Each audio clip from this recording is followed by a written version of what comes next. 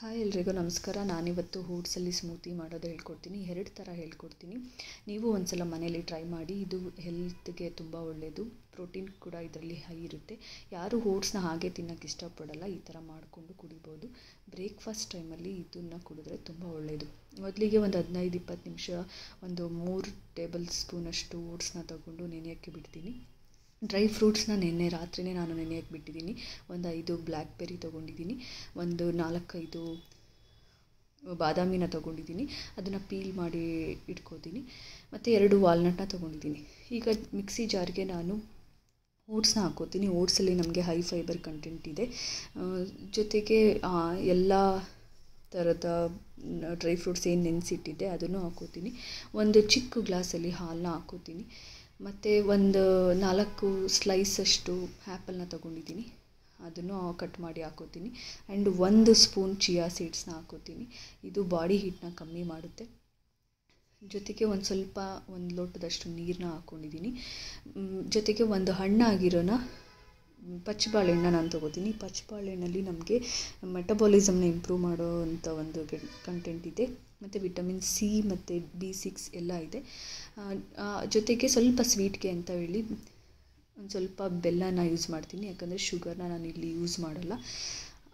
Organic ಬೆಲ್ಲ ಆದರೂ ಪರವಾಗಿಲ್ಲ, ಯಾವುದಾದ್ರೂ ಸರಿ ನೀವು ಯೂಸ್ ಮಾಡ್ಬೋದು. ಮಿಕ್ಸಿ ಜಾರಿಗೆ ಇಷ್ಟನ್ನು ಹಾಕಿ ಗ್ರೈಂಡ್ ಮಾಡಿದ್ರೆ ಓಟ್ಸಲ್ಲಿ ಮಾಡಿರೋವಂಥ ಹಣ್ಣು ಹಾಕಿ ಮಾಡಿರುವಂಥ ಸ್ಮೂತಿ ರೆಡಿಯಾಗಿದೆ. ಇದನ್ನು ನೀವು ಬ್ರೇಕ್ಫಾಸ್ಟ್ ಟೈಮಲ್ಲಿ ಕುಡಿಬೋದು. ತುಂಬ ಟೇಸ್ಟಿಯಾಗಿರುತ್ತೆ. Thank you.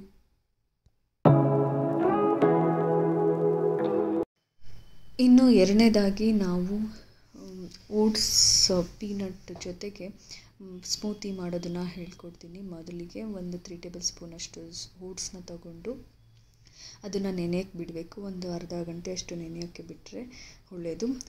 ಅದರಲ್ಲಿ ನಮಗೆ ಫೈಬರು ಮತ್ತು ಆ್ಯಂಟಿ ಆಕ್ಸಿಡೆಂಟು ಜಾಸ್ತಿ ಇರುತ್ತೆ. ಜೊತೆಗೆ ನಮ್ಮ ಡೈಜೆಸ್ಟಿಬಲ್ ಹೆಲ್ತ್ನ ಅದು ಬೂಸ್ಟ್ ಅಂದರೆ ಇಂಪ್ರೂವ್ ಮಾಡುತ್ತೆ. ಅದಕ್ಕೋಸ್ಕರ ಓಟ್ಸ್ ತುಂಬ ಒಳ್ಳೆಯದು. ಅದ್ರ ಜೊತೆಗೆ ನಾನು ಒಂದು ಬಟ್ಲಷ್ಟು ಪೀನಟ್ನ ತಗೋತೀನಿ, ಅಂದರೆ ಕಡಲೆ ಬೀಜನ ತಗೋತೀನಿ. ಅದನ್ನು ರೋಸ್ಟ್ ಮಾಡಿ ಸಿಪ್ಪೆನ ತೆಗೆದು ಇಟ್ಕೋತೀನಿ. ಯಾಕಂದರೆ ರೋಸ್ಟ್ ಮಾಡಿರೋ ಕಡಲೆ ಬೀಜದಲ್ಲಿ ನಮಗೆ ಫ್ಯಾಟ್ ಹೆಲ್ದಿಯಾಗಿರುತ್ತೆ ಮತ್ತು ಫೈಬರು ಪ್ರೋಟೀನ್ ಕೂಡ ಜಾಸ್ತಿ ಇರುತ್ತೆ. ಅದಕ್ಕೋಸ್ಕರ ತಗೋತೀನಿ. ಆ್ಯಂಡ್ 1 ಟೇಬಲ್ ಸ್ಪೂನಷ್ಟು ಫ್ಲ್ಯಾಕ್ಸ್ ಸೀಡ್ಸು ಮತ್ತು 1 ಟೇಬಲ್ ಸ್ಪೂನಷ್ಟು ಚಿಯಾ ಸೀಡ್ಸ್ನು ಕೂಡ ತೊಗೊಂಡಿದ್ದೀನಿ. ಚಿಯಾ ಸೀಡ್ಸು ನಮಗೆ ಬಾಡಿ ಹೀಟ್ನ ಕಂಟ್ರೋಲ್ ಮಾಡುತ್ತೆ. ಅದರಲ್ಲಿ ಫೈಬರು, ಪ್ರೋಟೀನ್ ಮತ್ತು ಒಮೆಗಾ 3 ಎಲ್ಲವೂ ಇದೆ. ಜೊತೆಗೆ ಫ್ಲ್ಯಾಕ್ಸ್ ಸೀಡ್ಸಲ್ಲಿ ಕೂಡ ಒಮೆಗಾ 3 ಫೈಬರ್ ಆ್ಯಂಡ್ ಪ್ರೋಟೀನ್ ಕೂಡ ಇದೆ. ಜೊತೆಗೆ ಒಂದು ಚಿಕ್ಕ ಪೀಸಷ್ಟು ಚಕ್ಕೆನ ತಗೋತೀನಿ. ಅದು ಫ್ಲೇವರ್ಗೂ ಒಳ್ಳೆಯದು ಮತ್ತು ನಮ್ಮ ಮೆಟಬಾಲಿಸಮ್ನ ಇಂಪ್ರೂವ್ ಮಾಡುತ್ತೆ. ಚಕ್ಕೆ ಪೀಸ್ ಸಿಕ್ಕಿಲ್ಲ ಅಂದರೆ ಚಕ್ಕೆ ಪೌಡ್ರನ್ನ ಆದರೂ ಯೂಸ್ ಮಾಡ್ಬೋದು. ಒಂದು ಪಚ್ಚಬಾಳೆಹಣ್ಣ ತಗೋತೀನಿ. ಅದು ತುಂಬ ಹಣ್ಣಾಗಿರೋದು ತಗೊಂಡ್ರೆ ಒಳ್ಳೆಯದು. ಅದರಲ್ಲಿ ನಮಗೆ ಮೆಟಬಾಲಿಸಮ್ನ ಇಂಪ್ರೂವ್ ಮಾಡೋ ಒಂದು ಕಂಟೆಂಟ್ ಇದೆ. ಜೊತೆಗೆ ವಿಟಮಿನ್ ಸಿ ಮತ್ತು B6 ಕೂಡ ಅದರಲ್ಲಿದೆ. ಆದ್ದರಿಂದ ಪಚ್ಚಬಾಳೆಹಣ್ಣ ಒಂದು ತೊಗೊಂಡಿದ್ದೀನಿ. ಇದಿಷ್ಟನ್ನು ಮಿಕ್ಸಿ ಜಾರ್ಗೆ ಹಾಕ್ಕೊಂಡು ಸ್ವಲ್ಪ ಹಾಲು, 1 ಗ್ಲಾಸ್ ನೀರು, ಒಂದು ಸ್ವಲ್ಪ ಟೇಸ್ಟಿಗೆ ಅಂತ ಹೇಳಿ ಬೆಲ್ಲನ ಯೂಸ್ ಮಾಡ್ತೀನಿ. ನಾನು ಇಲ್ಲಿ ಸಕ್ಕರೆನ ಯೂಸ್ ಮಾಡಲ್ಲ.